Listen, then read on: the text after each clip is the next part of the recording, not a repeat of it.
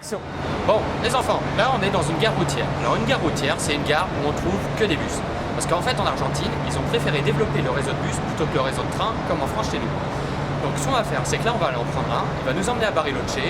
Durée du voyage approximative, 20 heures, à 2 ou 3 heures près. On va aller voir ça à l'intérieur.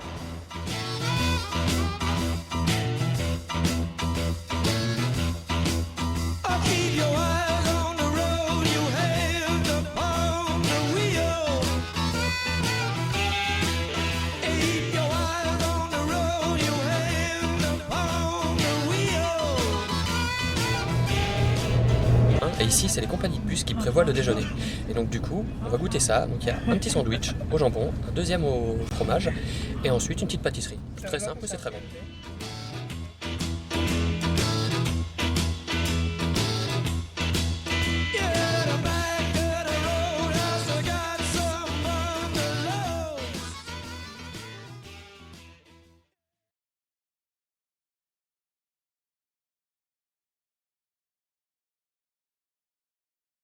Bon les enfants, comme promis, c'est l'heure de la question en plus. Et attention, attention, la question va être aujourd'hui, que mangent les Argentins le 29 de chaque mois? Allez, c'est parti.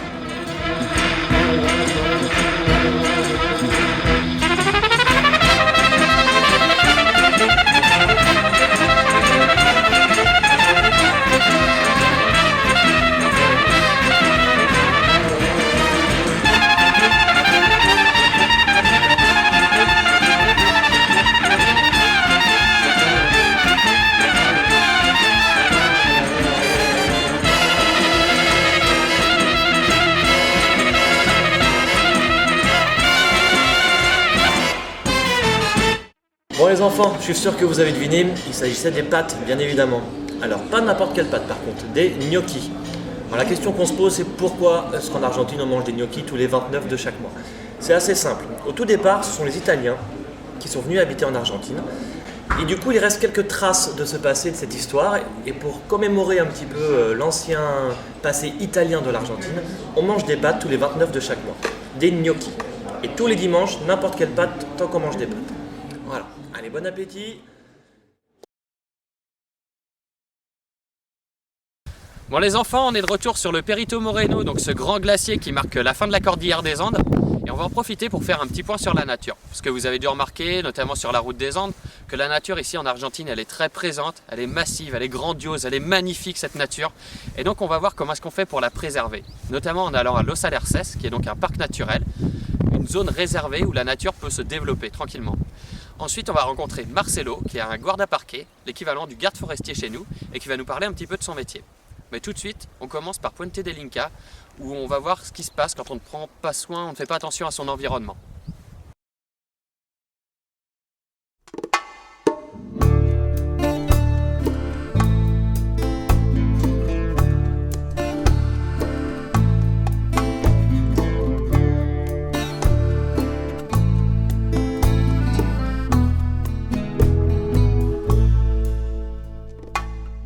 Voici les enfants, toujours en plein milieu de la cordillère des Andes, dans des paysages somptueux, avec les montagnes qui entourent ce tout petit village.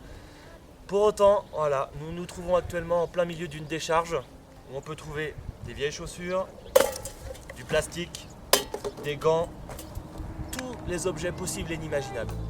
You went away, even though you promised me to stay. You always said soon it'll be okay, but till today, nothing's changed. Donc là, l'important, c'est vraiment trier ces déchets, mettre dans des poubelles, pour qu'on puisse par la suite avoir un terrain propre et préserver cette nature. You lost your soul, you will never change. The strength of mine wasn't strong enough. En plus de ça, ça impacte sur les animaux qui peuvent se balader ici, se couper ou manger du plastique. Ça impacte sur l'eau, tous ces déchets-là vont se décharger dans les rivières à côté et vont polluer l'eau. Et donc pour nous, en tant qu'êtres humains, derrière, dans ce qu'on va boire, dans ce qu'on va manger, ça va être pollué. Mais le plus dramatique dans tout ça, c'est qu'on est en train d'abîmer des grands monuments de la nature. Et il serait temps qu'on prenne conscience que le plus important, c'est de protéger tout ce qu'on vient de vous montrer. Donc...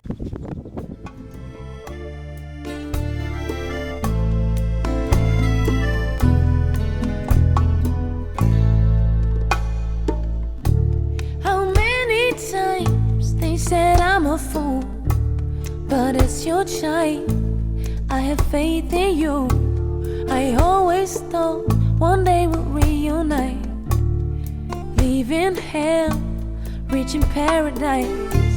But now I know it was just a dream. Now I know it will never be beautiful, completed.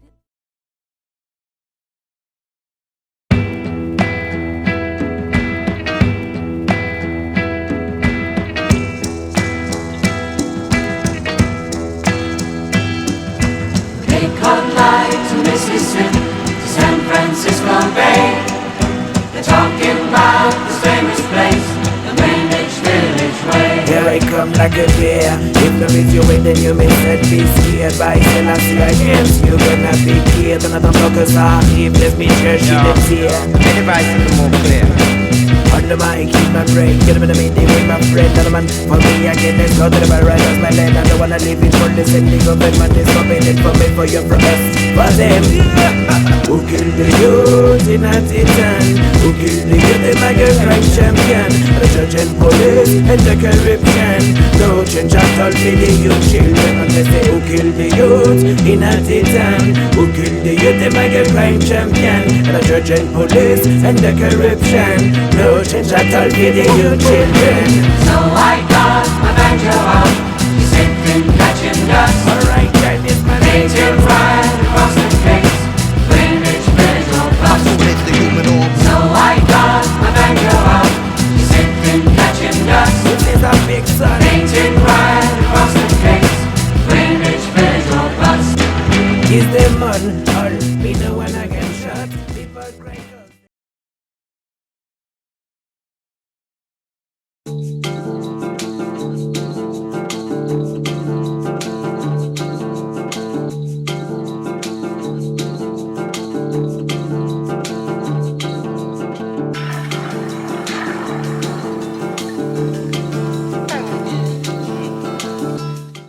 ¿Qué es un parque nacional? Sí. Es un área que se trata de preservar lo más puro posible, ¿sí? Lo ideal es que sea la mayor superficie posible de cada país. Ok. Le but du parc national est de protéger un maximum de parties dans chaque pays, de protéger un maximum de nature, de faune et de flore. Sí. En el mundo tratan de agarrar y de preservar áreas que definen algo, por ejemplo. En este caso, el bosque andino patagónico, en especial el Parque Nacional Los Alerces, ¿no? Chaque parc national est dévoué à protéger certaines choses, certaines espèces, certains types de nature particulière du pays ou de la région, comme ici la Patagonie. Debería comportarse como se comportaría en cualquier ciudad, en realidad. Pero hay ciertas normas que maneja un parque nacional, que son conductas más que nada, ¿no? Conductas nuestras. Voilà. Marcelo répond tout à fait, il a entièrement raison. Comme partout ailleurs, dans les autres villes, partout, c'est des règles de bon sens en fait. La contención y el manejo de los residuos, de la basura, también es importante. En el Parque Nacional se maneja eso y se trata de inculcar al que entra de no arrojar basura.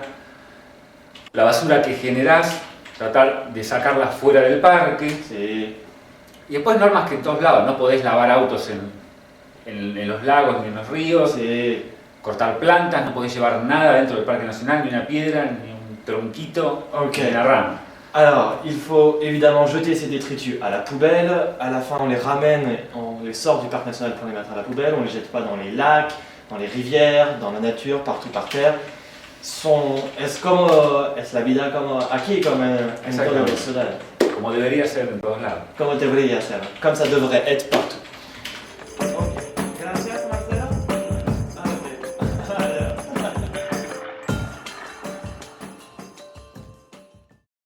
Bon les enfants, je suis désolé, mais c'est la fin de ce deuxième chapitre qui était consacré à la Cordillère des Andes.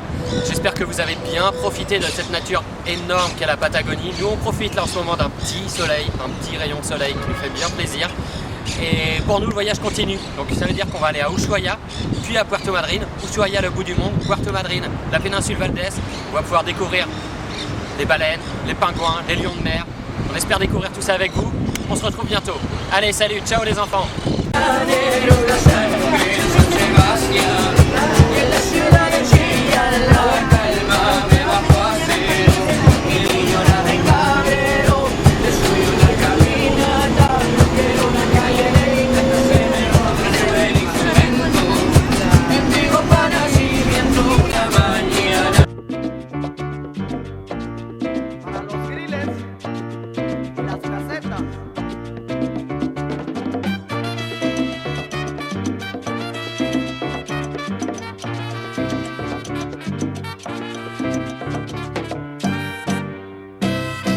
Aquí estamos saludando a los grandes bailaderos de la juventud.